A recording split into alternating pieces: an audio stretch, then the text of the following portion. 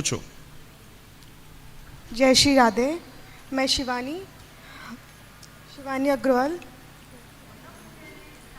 मेरे लिए रिश्ता आया है, मांगलिक लड़का है। मैं मांगलिक नहीं हूँ तो करना चाहिए कि नहीं?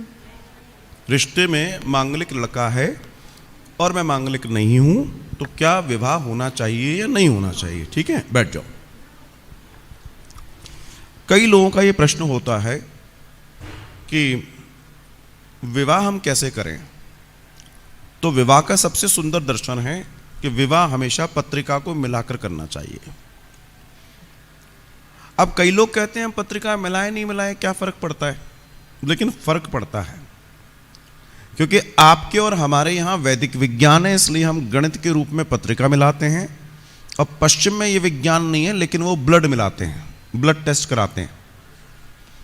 पश्चिम के देशों में, यहाँ भी इंडिया में भी आ गया है, लेकिन हमारे यहाँ तो बिना ब्लड को निकाले ही कुंडली से पता पड़ जाता है।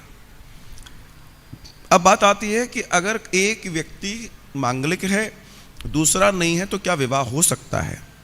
हो सकता है, लेकिन कंडीशंस देखनी पड़ेंगी। जैसे सामने वाले का जो मंगल है और जिसको जो मांगलिक नहीं है, उसका शनि किस भाव में बैठा है। अगर शनि प्रबल है, मंगल से ज़्यादा प्रबल शनि है, तो विवाह हो सकता है। या जो मांगलिक दोष है, उसकी अपेक्षा में जिसको मंगल नहीं है, उसके ग्रह उच्च के बैठे हों, ग्रह मजबूत बैठे हों, तब हो सकता है।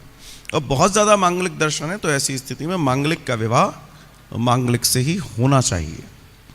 तो ये भी बिना कुंडली के मिलाए विवाह नहीं करना चाहिए। उसका कारण है, देखिए, एक पेड़ लगा हुआ है, एक पेड़ लगा है, पेड़ पे बहुत सारे फल लटके हुए हैं।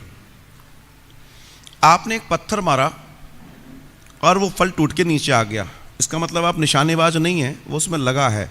और अगर निशानेबाजी हो तो दूसरा पत्थर उठा के दूसरा फल गिरा के बताओ, नहीं गिरेगा। फिर कोई तुक्का लगेगा तो फल गिर जाएगा। कहने का मतलब ठीक है, बिना मिलाए, बिना अगर कुंडली को मिलाए विवाह हो गया और अच्छा चल गया तो अच्छी बात है, हो गया। लेकिन सिद्धांत तो ये कहता है कि आपको अब बताया कि सब हेलमेट लगाना चाहिए, और हेलमेट लगाने का दर्शन है कि हमारा सर बच जाएगा। पर ऐसे भी लाखों केस में से कोई केस ऐसा भी आता है, हेलमेट भी लगाया था तो भी उसके साथ समस्या हो गई, तो वो लाखों में एक हुआ ना। अपवाद तो हर जगह होते हैं, तो इस चीज़ को समझना बहुत ज़रूरी है। तो मांगलिक दोष में इस बात को ध्यान रखें।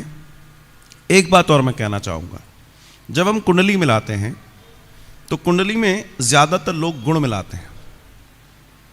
ज़्यादातर लोग देखते हैं इसके गुण इतने, हमारे गुण इतने, गुण मिल गए, विवाह कर लो। ये ठीक नहीं है। सिर्फ गुण ही नहीं मिलाने, आपको इसमें एक चीज हमेशा विशेष तौर पर देखनी है, जिसको बोलते हैं ग्रह मैत्री। ग्रहों की मैत्री है कि नहीं है।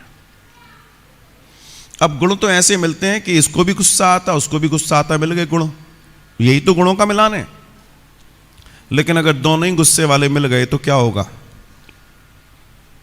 फिर कहो हमने तो पत्रिका मिलवाई थी, लेकिन ये दोनों के दोनों युद्ध क्यों करते रहते हैं? अब इसलिए करते रहते हैं क्योंकि दोनों के गुण बहुत अच्छे मिल गए। तो ऐसी कंडीशन में जीवन में ध्यान रखें, कभी भी कुंडली मिलाते हैं तो उसमें दोनों बच्ची और बच्चे की ग्रह मैत्री देखनी बहुत जरूरी है कि ग्रह दोनों आपस में मित्र हैं कि नहीं, क्योंकि मैत्री नहीं होगी तो घर संसार अच्छा नहीं चल सकता। इस बात का ध्यान रखना बहुत जरूरी है। ये बड़ा प्रैक्टिकल सा साइंस है, इसको थोड़ा समझने की बात है, लेकिन अगर आप इस पर थोड़ा सा गौर करेंगे तो लाभ होगा। कई बार लोग सोचते हैं, मतलब कुंडली मिलाते हैं, अरे हम कुंडली मिलाएंगे, और आखिरी में कोई उनको बहुत बढ़िया सा घर मिल जाता है तो वो ललचा जाते हैं, नहीं रहने दो, अब इतना बढ़िया घर मिल रहा है, फिर कहाँ मिलेगा, बाद में फिर जिंदगी भर रोते हैं। इसलिए कुंडली मिलान बहुत आवश्यक है, ये बात जीवन में ध्यान रखें।